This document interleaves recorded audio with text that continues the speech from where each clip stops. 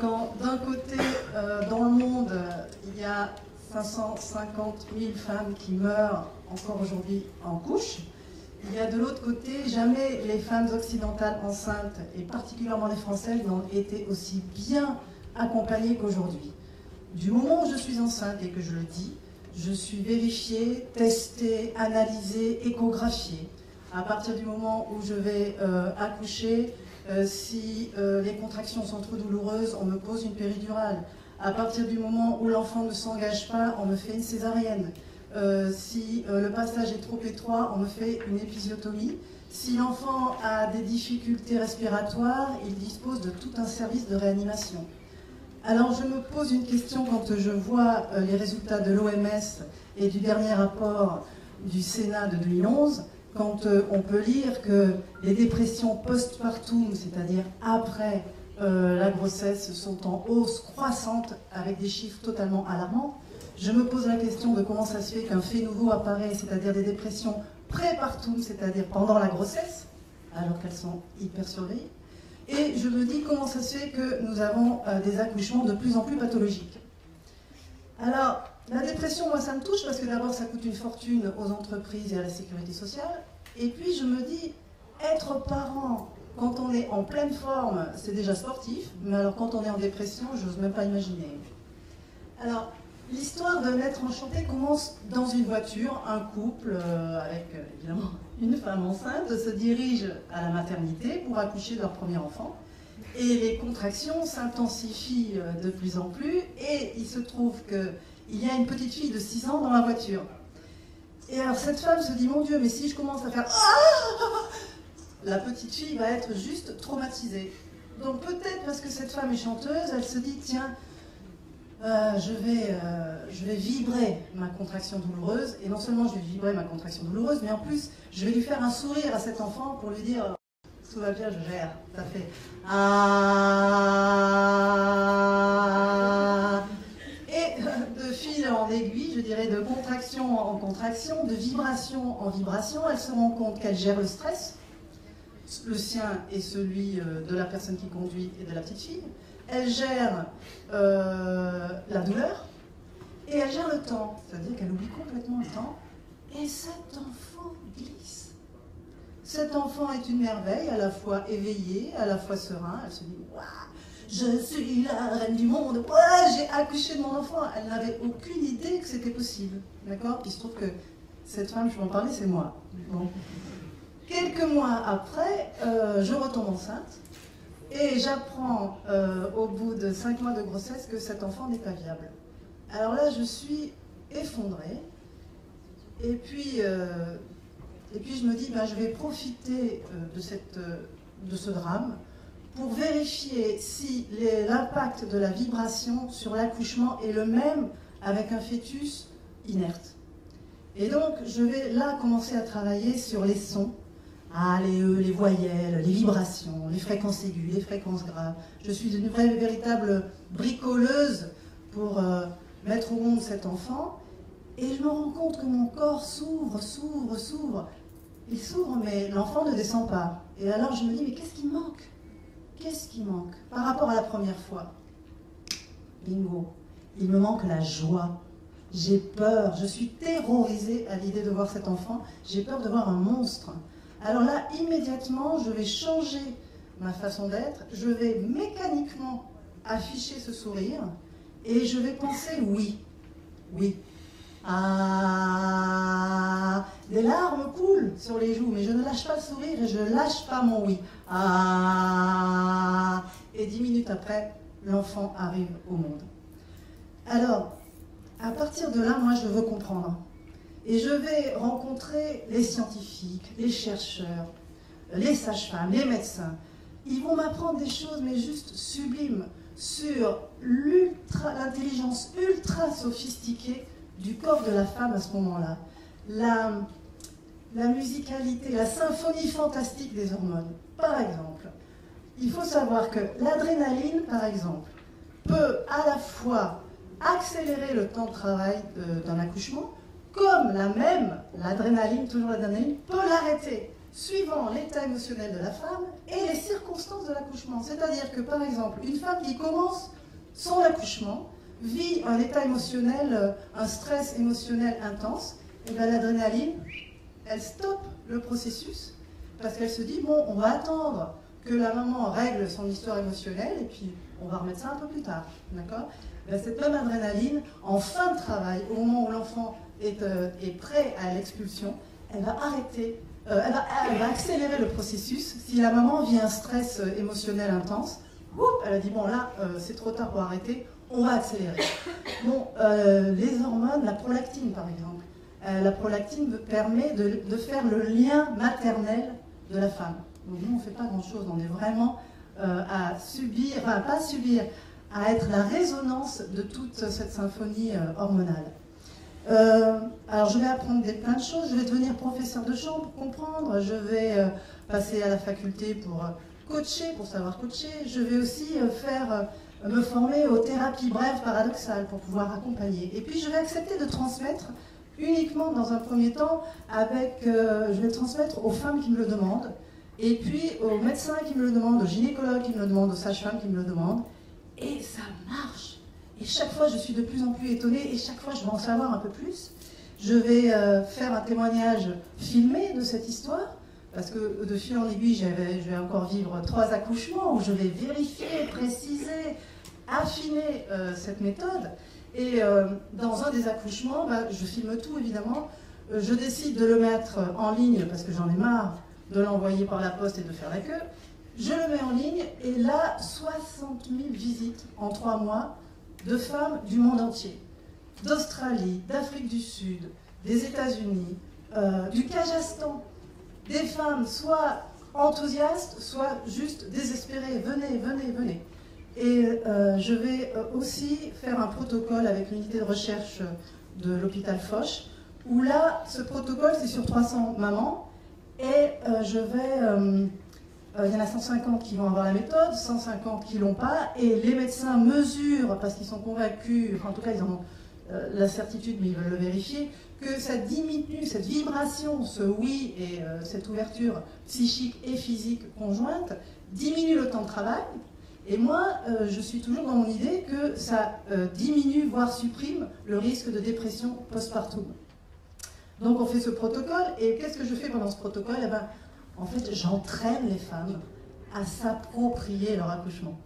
J'entraîne les femmes à rester maîtresses de leur accouchement dans un milieu hyper médicalisé. Et je peux vous dire que c'est pas facile. Donc ces femmes restent actrices de leur accouchement, et c'est pour ça qu'il y a beaucoup moins de dépression, parce qu'elles restent maîtresses de leur accouchement. Elles sont les reines du monde quand elles sortent de leur accouchement, parce qu'elles y ont participé, elles n'ont pas subi. Voilà. Donc j'invite aussi les pères à être partie prenante de l'accouchement. Ils ont 2 consignes, les pères. C'est que quand la femme arrive à l'hôpital, qu'ils puissent leur dire « Vas-y, vibre, vas-y, vibre ». Parce que quand vous rentrez à l'hôpital, vous avez juste envie de dire « Bon, alors qu'est-ce que je fais ?» Allongez-vous, et puis finalement, et c'est la médecine qui prend le dessus. Alors le père a une importance fondamentale, simplement pour autoriser la maman à vibrer, et très souvent, de plus en plus, les pères vibrent avec elle. Mais je peux vous dire que c'est pas évident en milieu médicalisé. Et une autre chose aussi, il fait l'interface avec l'hôpital, c'est-à-dire qu'il va répéter la consigne de la sage-femme. Pourquoi? Parce que la femme, elle est dans un état modifié de conscience. Elle est dans son monde. Son boulot à elle, c'est de rester connectée avec son accouchement, avec son bébé, avec ses hormones. Et donc, elle est ailleurs. Et la seule voix qu'elle entend, c'est la voix affective. C'est-à-dire que la voix de la sage-femme, si elle l'entend, c'est qu'elle est revenue à la réalité. Et c'est mauvais signe, parce que ça risque d'arrêter le travail. Si le papa redonne la consigne de la sage-femme, elle capte et elle met en place ce qu'on lui demande. Voilà, est-ce que je voulais dire autre chose? Si, je voudrais conclure. Je voudrais dire que si on accepte ce nouveau paradigme, qui est tout simple, c'est de redonner la puissance à la femme, que la femme s'approprie son accouchement, si on accepte ce nouveau paradigme, si on accepte la synergie de la science des hommes avec la connaissance des femmes, alors nous sortons du risque de voir bientôt l'amour maternel, la femme et son utérus inscrits au patrimoine de l'UNESCO. Merci.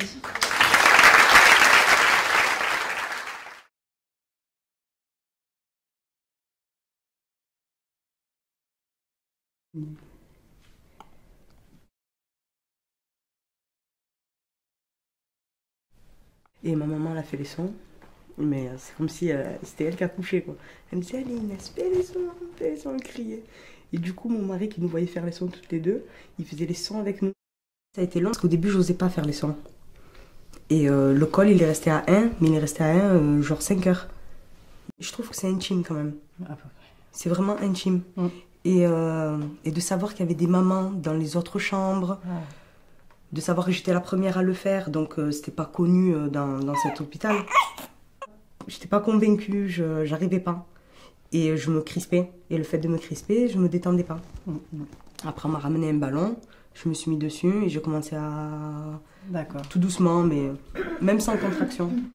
Mais quand la douleur après elle vient, je me suis dit, puis mince, il me reste que ça. Donc c'est où je tente ou je le tente pas.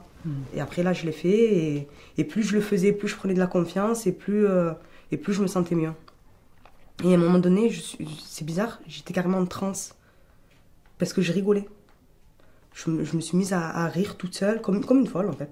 Je me suis mise à rire, je pleurais, mais je pleurais pas de douleur. Je pleurais comme si j'avais un poids en moins. Ouais, franchement c'était énorme, j'arrive même pas à l'expliquer. Par contre, c'était des cris, parce que quand il y a la dilatation 10, c'est que là, c'est la fin. Toi, par contre, tu l'as fait dans la vidéo, tu le fais avec la respiration. Moi, c'était La vidéo, des cris. c'est au bout de...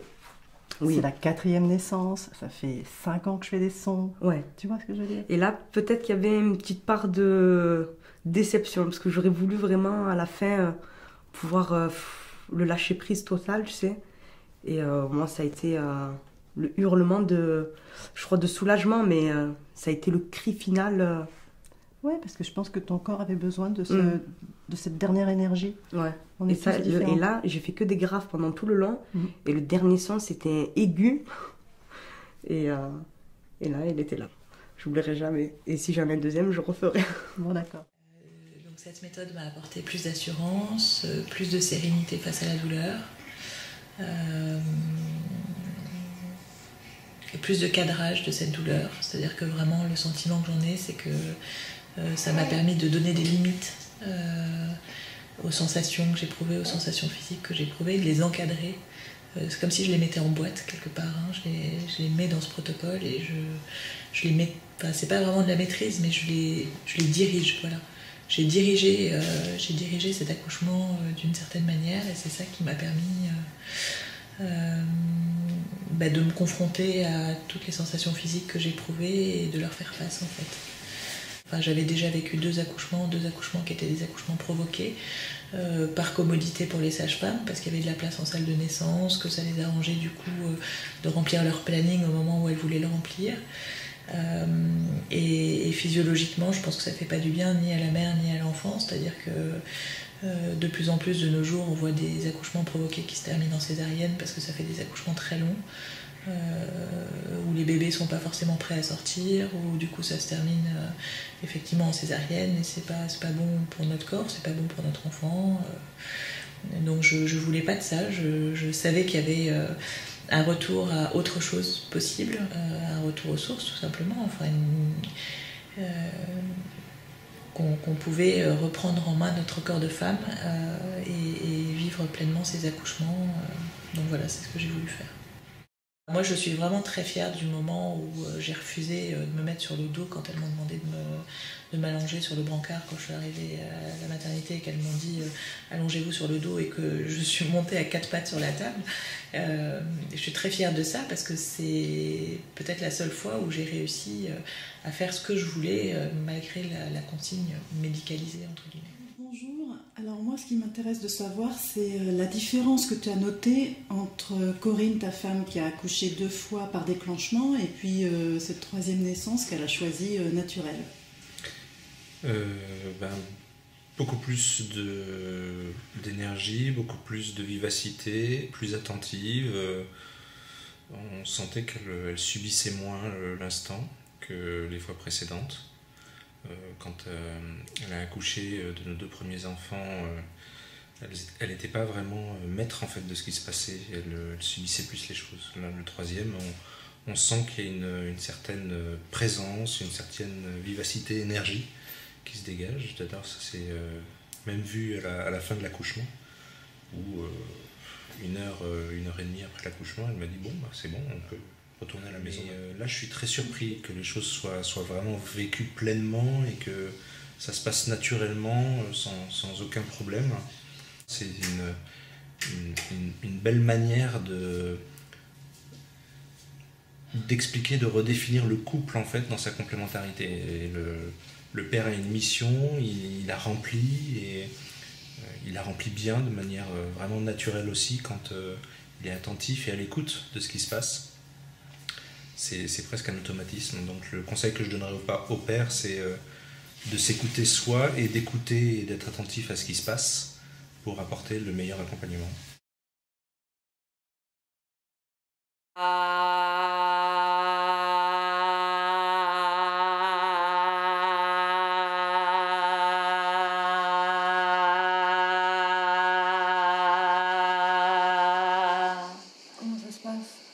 Tu m'as pas fait mal. Tu rigoles? Non, là j'y vais à fond. Hein. Non, tu m'as pas fait mal.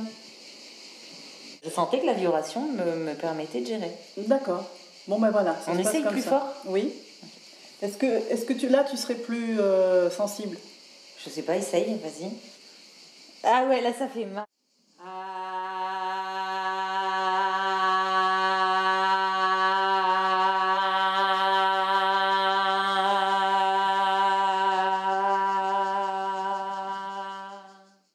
C'est incroyable, hein. Pourtant, quand tu le fais sans... Là, c'est douloureux hein, quand je retouche. Ah ouais, non, mais je te... C'est pas évident de réussir à faire abstraction de tout ce qui se passe autour et puis de n'être que dans la vibration. J'ai réussi 3-4 fois, honnêtement. Et j'ai senti une différence colossale. Vraiment. J'aurais aimé pouvoir le faire plus. Mais je pense que d'avoir réussi cet exploit, entre guillemets, parce que moi j'estime que c'est un exploit, hein, à mes yeux en tout cas, c'est un peu comme une sportive qui aurait atteint un stade, un niveau qu'elle se serait fixé. J'ai l'impression d'avoir réussi un challenge, quoi, et un désir qui était important pour moi en tant que femme, que je voulais déjà réussir la première fois et que j'avais pas réussi. Et voilà, oui, aujourd'hui je l'ai fait et je me sens plus forte.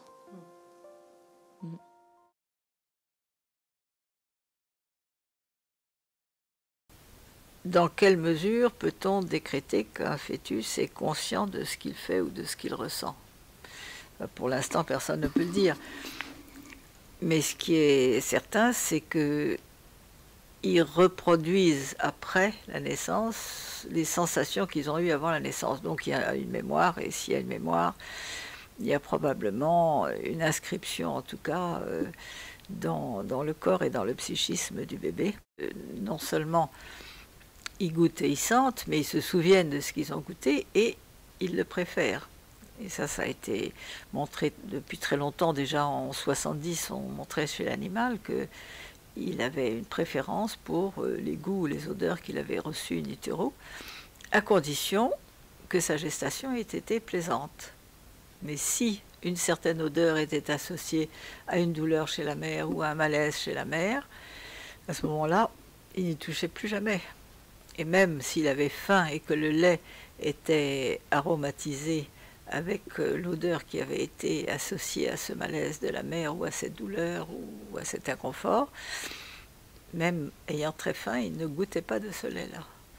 Donc il y a vraiment un apprentissage de ce qui est nocif et de ce qui est bénéfique.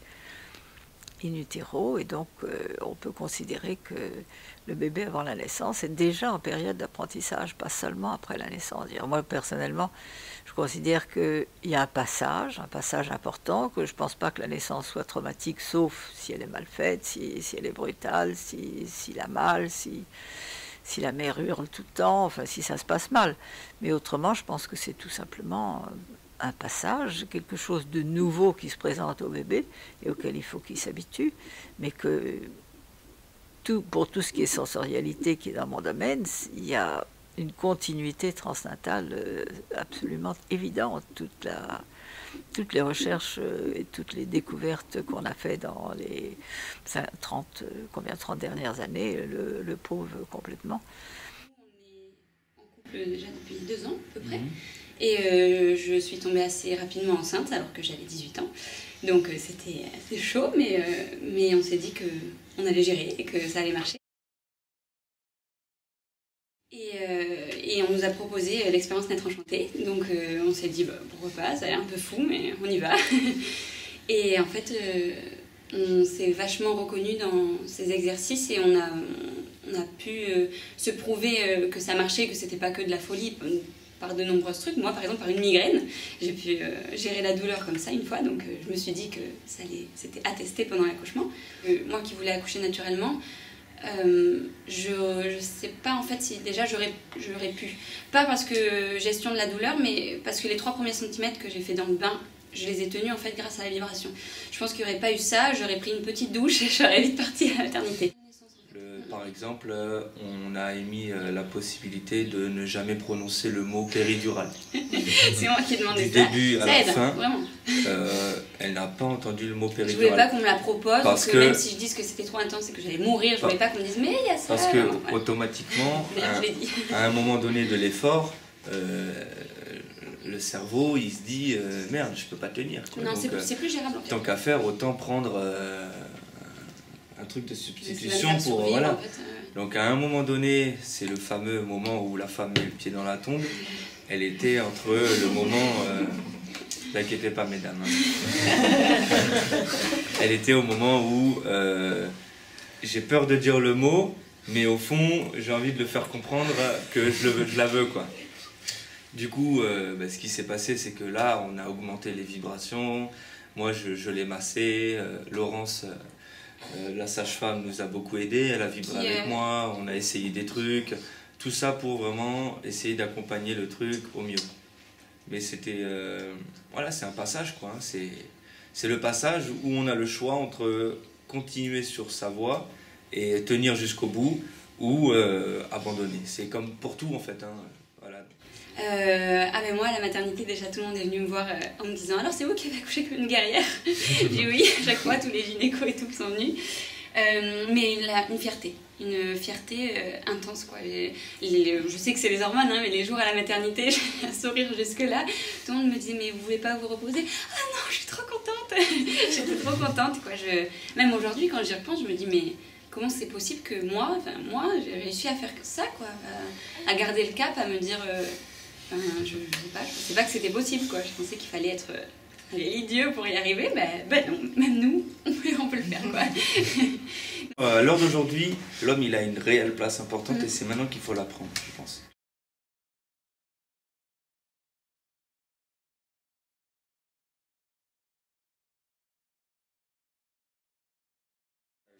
Être enchanté, ouais. Voilà, alors on a commencé par Aznavour, après c'était plutôt du. Tu vois, tu es obligé de dire une connerie parce que sinon il était qui est enchanté, t'es né. Non, c'est pas une chanson, c'est.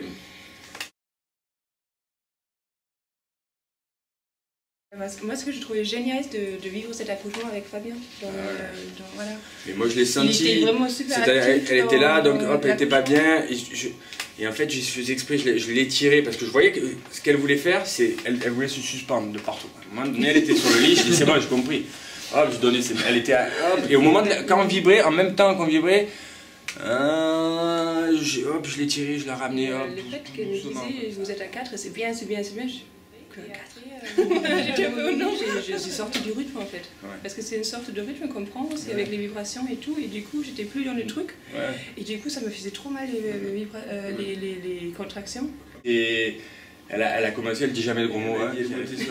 Elle va me chercher cette putain de péridurale de merde. Bon, alors attends, on va reprendre. Donc, c'est vrai que là, après c'est un peu moi qui ai pris le voilà, c'est à ce moment-là. Là, c'était bien que Fabien, en fait, il m'a pris donc, tout le long. En fait, il avait posé une main sur moi, donc il y a toujours la connexion. Moi, pendant les contractions, j'avais plutôt les yeux fermés. J'ouvrais les yeux pour regarder Fabien, pour reprendre confiance, parce qu'il m'apaisait, voilà, il me regardait avec tellement d'amour. Il me disait, tu es bien, tu es bien.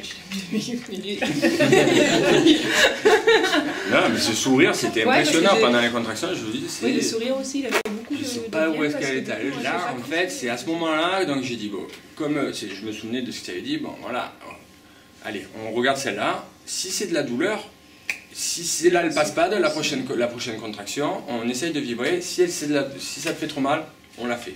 Alors, celle-là, tu l'as fini, on fait celle-là et on voit après la contraction. D'accord? Elle dit, ça va. Et sauf qu'à partir de ce moment-là, c'est moi qui ai donné le tempo sur la vibration. Et c'est elle qui me suivait. C'est moi qui, à chaque fois, donc, et jusqu'à la fin, c'est moi qui ai donné le tempo. Pour moi aussi, à ce moment-là, il s'est mis très proche de moi, en fait. Il a mis sa tête à côté de mon oreille, en fait. Là, en haut, sur le crâne, en fait, j'ai laissé ma bouche ouverte, hein, en vibrant comme ça, parce que je sentais que la vibration, elle résonnait, je sentais que ça vibrait encore plus. Bah, je hurlais pas dessus, hein.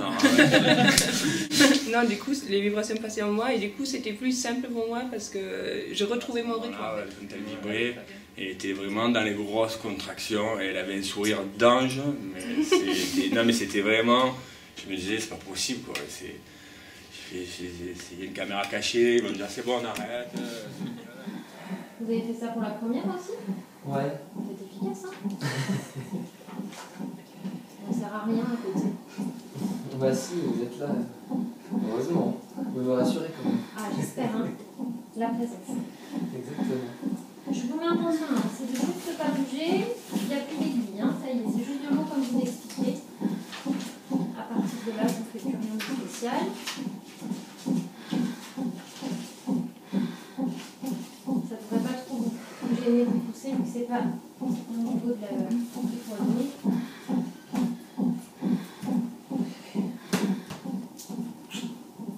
Votre bébé va super bien. Il gère très très bien avec vous.